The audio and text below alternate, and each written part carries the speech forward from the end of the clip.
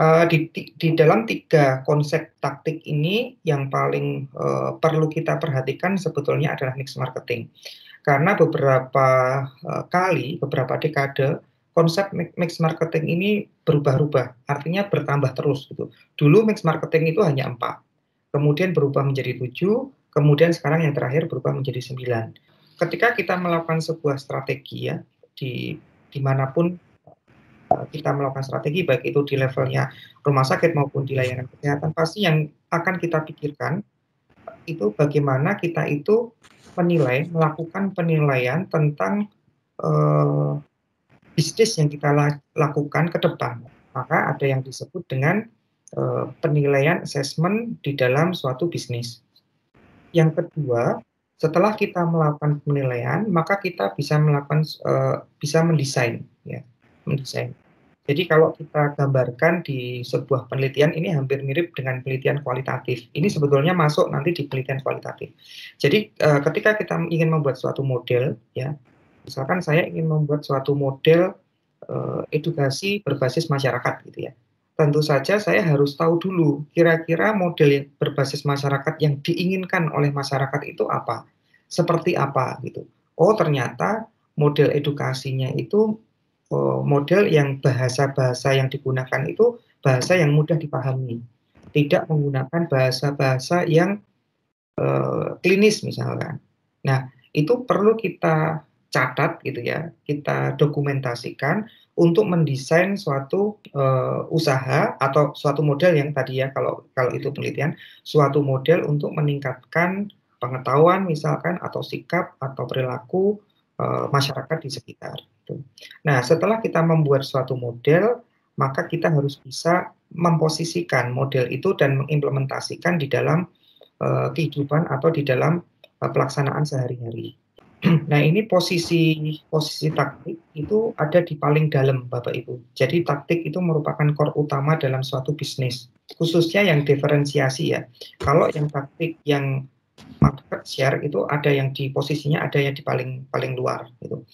Maka ketika kita berbicara tentang diferensiasi, kemudian kita berbicara tentang mix marketing, selling dan market share, maka kita akan bisa meningkatkan pendapatan rumah sakit, gitu. Termasuk kalau kita bicara tentang pendapatan rumah sakit, tentu saja kita akan mendapatkan feedback yang baik dari pasien. Berbicara tentang marketing, gitu ya, kalau secara bisnis itu didefinisikan oleh Kotler bahwa marketing itu merupakan sebuah proses ya, baik itu sosial maupun non sosial yang memang dia itu lebih ingin mengetahui kira-kira kebutuhan individu atau sekelompok orang itu apa. Kalau kita ingin memasarkan, maka kita butuh atau harus melakukan proses itu.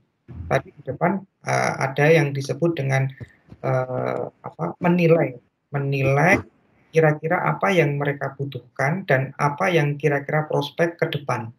Kalau kita tadi berbicara kembali lagi ke diferensiasi ya, diferensiasi itu bagian dari taktik begitu, yang memang dia itu bisa mengintegrasikan antara sebuah konten dan konteks serta infrastruktur yang ada di sebuah rumah sakit untuk menawarkan ke pasar. Ada juga yang menyampaikan bahwa diferensiasi itu merupakan tindakan untuk merancang suatu perubahan gitu ya di suatu institusi yang kemudian bisa ditawarkan oleh masyarakat. Sebenarnya diferensiasi itu ada banyak nih Bapak Ibu, ada diferensiasi produk, ada citra dan lain sebagainya. Nah, ini kita coba melihat kalau misalkan di rumah sakit gitu ya, kita berbicara di levelnya rumah sakit terkait dengan diferensiasi produk. Nah, apa yang dimaksud dengan diferensiasi produk? Kalau diferensiasi produk itu beberapa literatur menjelaskan bahwa diferensiasi produk itu merupakan suatu kreativitas ya untuk menciptakan suatu produk tertentu yang itu bisa meningkatkan kepuasan pengunjung.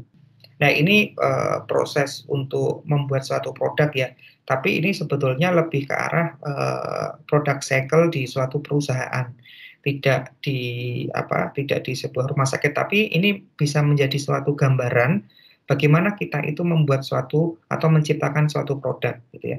Mulai dari introduction ya, kita memperkenalkan produk yang kita miliki, terus kemudian kita melihat ada pertumbuhan, perkembangan gitu ya.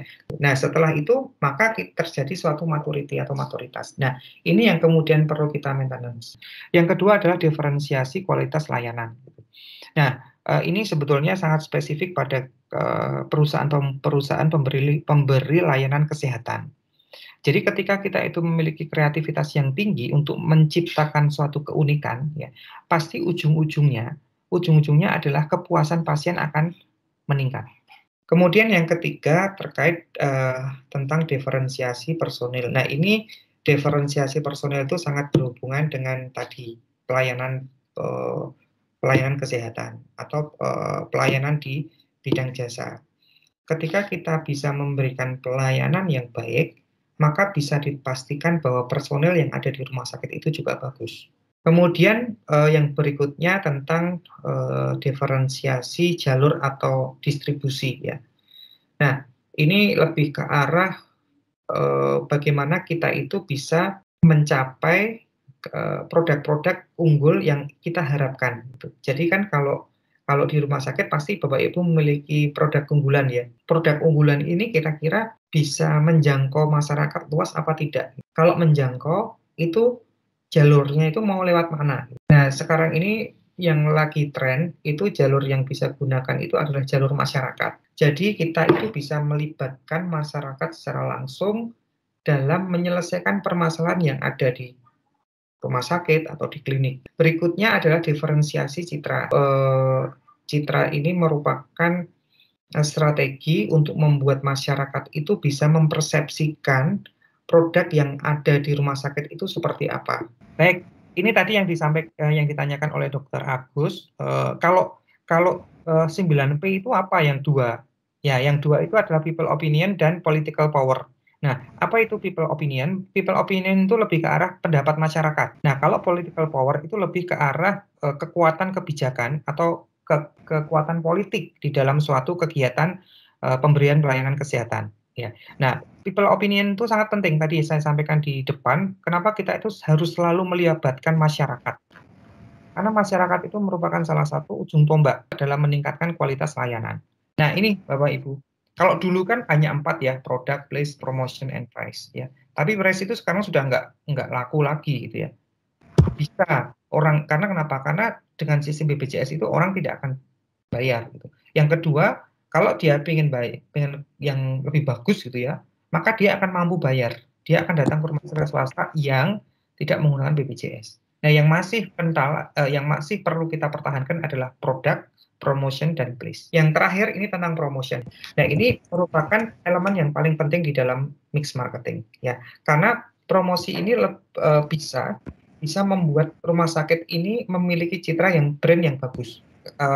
Tekniknya bisa macam-macam ya, bisa public relation, bisa personal selling, bisa sales promotion, dan lain sebagainya. Nah, ini perlu kita jalankan supaya masyarakat itu tahu bahwa oh ternyata kita itu memiliki atau rumah sakit itu memiliki produk ini dengan kapasitas seperti ini. Nah, mungkin itu Bapak Ibu yang terakhir, mudah-mudahan apa yang saya sampaikan bermanfaat. Mudah-mudahan kita semua diberikan kesehatan dan kemudahan dalam menyelesaikan studi di Mars UMY. Terima kasih, ada kurang lebihnya mohon dimaafkan. Marilah kita tutup dengan membaca hamdalah bersama-sama.